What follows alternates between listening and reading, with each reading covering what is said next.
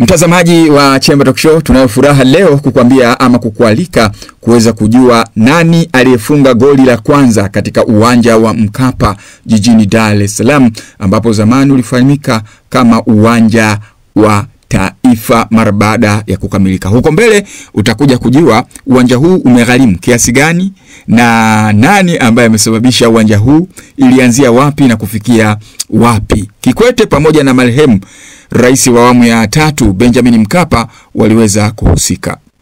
Lakini nikwambie tu kwamba kiungo mshambuliaji wa zamani wa kimataifa wa Tanzania Abdi Kassim Babi aka Balaki wa Unguja, licha ya kwa sasa kutosikika, lakini huyu ana rekodi nzuri sana na matata ambaye ilodumu milele kwa milele katika historia ya uwanja wa Taifa jijini Dar es Salaam. Nikupe uwazi, nikwambie tu kwamba mtazamaji wa Chemba Talk Show, kiungo huyu aliwahi kuichezea timu ya Mlandege ya Zanzibar, Mtibwa Sukari ya Tanzania Bara, Dar es Salaam Young Africa pamoja na Azam FC. Lakini pia kusakata kabumbu la kulipwa huko Vietnam pamoja na Malaysia. Ndiye anayemiliki rekodi ya kuwa mchezaji wa kwanza kufunga bao kwenye uwanja wa Mkapa jijini Dar es Salaam, na ndio uwanja mkubwa kuliko wote hapa nchini kwetu Tanzania. Kama umesahau ni kwamba baada ya ujenzi wa uwanja huo ambao ulitafuna mabilioni ya fedha enzi za utawala wa awamu ya 3 kukamilika mwaka 2007, uliandaliwa mechi ya kuzindua rasmi ambapo timu ya Taifa Stars iliwaalika majirani zao wa Uganda, yani Uganda the Cranes, ambao walikuja hapa kwetu Tanzania. Mechi hiyo ilipigwa Septemba mosi, na kiungo huyo mahiri kabisa aliyewahi kuwa nahodha wa Yanga na timu ya taifa Tanzania alifunga bao pekee lililowapa ushindi Tanzania mbele ya mashabiki wake waliojitokeza kushuhudia mchezo huo. Katika uzinduzi watu 60,000 ulijaa kweli kweli. Sasa sio ushindi tu, lakini bao hilo la kipindi cha pili lilitokana na shuti kali, na anafahamika kwa umahiri aliokuwa nao wa kupiga mashuti makali. Sasa umbali wa zaidi ya mita 30 kutoka katika lango la Uganda ambao lilifanya Babi kuweza kufunga. Lakini Babi pia aliwahi kupitia KMKM, lakini pia amewahi kucheza Taifa Jang'ombe na Jang'ombe Boys za Zanzibar na kuandikisha rekodi ya kudumu ambayo haitofutika abadani asilani. Kwa miaka hivi karibuni Babi aliwahi pia kuchezea African Lyon Mawenzi Market. Wakati akimaliza soka lake, mchezaji huyu alianza soka mwaka 1995.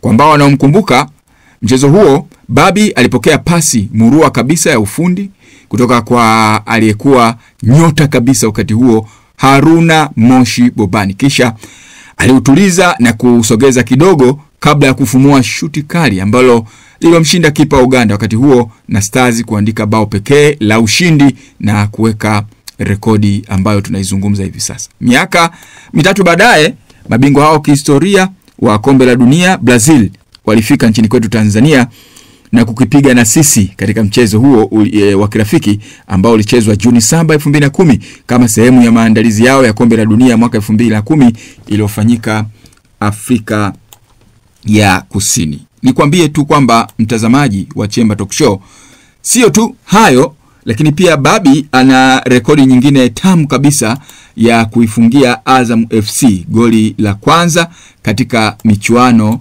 ya kimataifa. Ni sehemu nzuri kweli kweli kwake kuandika historia. Kwa maana gani?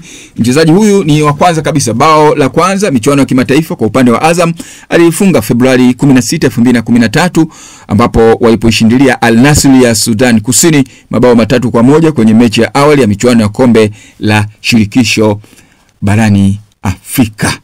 Huyo ni kiungo Abdi Kassim Babi aka Balaki wa Unguja, alikuwa anafahamika namna hiyo. Sasa nikupatie historia ya uwanja huu, ilikuwaje kuaje, nani ambaye alianzisha mpaka kufikia tamati ya uwanja.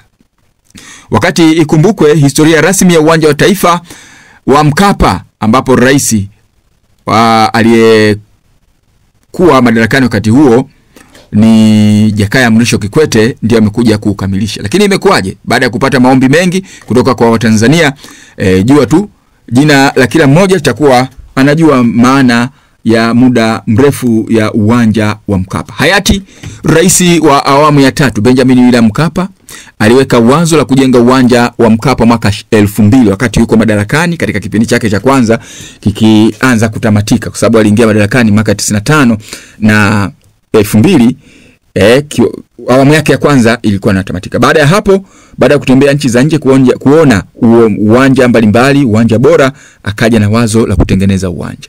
Na alisema kuwa ni aibu kwa taifa, na mnukuu, ni aibu kwa taifa la Tanzania kukosa uwanja mzuri. Kabla ya kuamaliza uongozi wangu, nitajenga uwanja mzuri. Hayo alikuwa ni maneno ya hayati Benjamin William Mkapa. Wazo hilo lilikuwa la kweli. Ilipofika mwaka 2003 ilitangazwa tenda ya kujenga uwanja wa taifa ambako sasa unafahamika uwanja wa Mkapa. Tenda hiyo ilienda vizuri kweli kweli na hatimaye iliweza kupatiwa ufumbuzi. Katika tenda hiyo, kiwango cha fedha kilichotengwa kilikuwa ni dola milioni 60 za Kimarekani. Mwaka 2004 kampuni ya Ufaransa ilitaka tenda hiyo, ila gharama yao ilikuwa juu sana, walitaka dola milioni 154. Dili hilo lilikataliwa na serikali ya Jamhuri ya Muungano wa Tanzania kutokana na ukubwa wa fedha hizo. Aliyekuwa waziri wa mambo ya nje wakati huo, ambaye pia ndiye rais mstaafu wa awamu ya 4 na ndiye aliyemalizia, Jakaya Mrisho Kikwete, alisaini dili la dola milioni 56 na serikali ya China. Sasa historia imeanzia hapo. Ndipo serikali ya China imeandika historia ya kuipokea dili hilo na hatimaye kuweka mambo sawa sawa. Mwezi Juni 2006, kiongozi kutoka China Wen Jiabao alikuja nchini Tanzania kwa lengo la kukagua maendeleo ya ujenzi wa uwanja huo mwaka 2006. Shika hapo. Uwanja huo ulifunguliwa mwaka 2007, ambapo mchezo wa kwanza kabisa kuchezeka ulikuwa ni huo ambao niloweza kukwambia, ambapo Abdi Kasim Babi yeye ameibuka ndiye mfungaji wa goli la kwanza.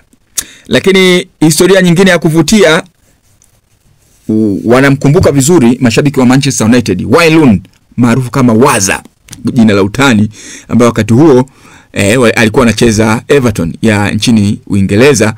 Walikuja hapa nchini kwetu Tanzania na walicheza na Gor Mahia, na Wayne Rooney alifunga goli tamu kweli kweli na kuweza kuliweka kimiani.